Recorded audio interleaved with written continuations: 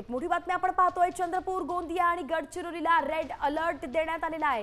तीनही जिल्ह्यांना अतिवृष्टीचा इशारा देण्यात आलेला आहे। एक अतिशय मोठी बातमी आपण पाहतोय। चंद्रपूर, गोंदिया आणि गडचिरोलीला पावसाचा रेड अलर्ट देण्यात आलाय। म्हणजेच मुसळधार पाऊस ते कोसळण्याची शक्यता वर्तवली जाते। तिथल्या नागरिकांना अतिवृष्टीचा इशारा देण्यात आलेला आहे। सतर्क राहण्याचे आदेश प्रशासनाने देण्यात आलेले आहेत।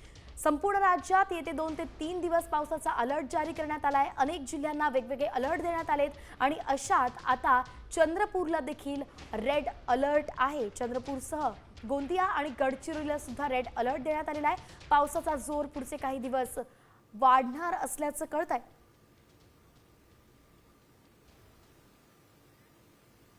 पराग ढोबळे आपले प्रतिनिधी आपल्यासोबत जोडले गेलेत। पराग, रेड अलर्ट देण्यात आलाय, किती दिवसांसाठी आहे आणि आता परिस्थिती कशी आहे? खरं तर संपूर्ण विदर्भात पावसाची प्रतीक्षा होती, मात्र आज विदर्भातील अनेक जिल्ह्यांमध्ये सकाळपासून पाऊस सुरू आहे आणि उद्यासाठी जो आहे चंद्रपूर, गडचिरोली आणि गोंदिया या 3 जिल्ह्यांना जो आहे तो रेड अलर्ट देण्यात आलेला आहे। त्याचबरोबर अमरावती, वर्धा, नागपूर आणि भंडारा या ठिकाणी ऑरेंज अलर्ट देण्यात आले। म्हणजे तेच यवतमाळ येथे येलो अलर्ट आहे। ज्या पद्धतीने गेल्या काही दिवसांपासून पावसाची प्रतीक्षा होती, आज सकाळपासून पहाटेपासून पाऊस अनेक भागात सुरू आहे। त्यामध्ये उद्या मुसळधार पावसाचा अंदाज जो आहे तो हवामान विभागाने व्यक्त केला। त्यामुळे विदर्भातली जिल्ह्यामध्ये रेड अलर्ट आणि ऑरेंज अलर्ट हे दोन्ही अलर्ट जे आहे ते देण्यात आल्यामुळे कुठेतरी मुसळधार पाऊस पडेल अशा पद्धतीचा अंदाज जो आहे तो हवामान विभागाने व्यक्त केलाय।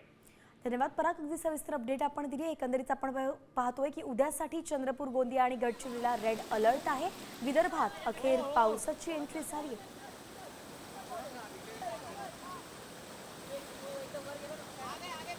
गेल्या अनेक दिवसांपासून विदर्भ पावसाच्या प्रतीक्षेत होता। अखेर आता आज सकाळपासून संततधार सुरू झाली आणि उद्या चंद्रपूर, गोंदिया आणि गडचिरोलीला रेड अलर्ट आहे। तर उर्वरित विदर्भाला ऑरेंज आणि येलो अलर्ट देण्यात आलाय।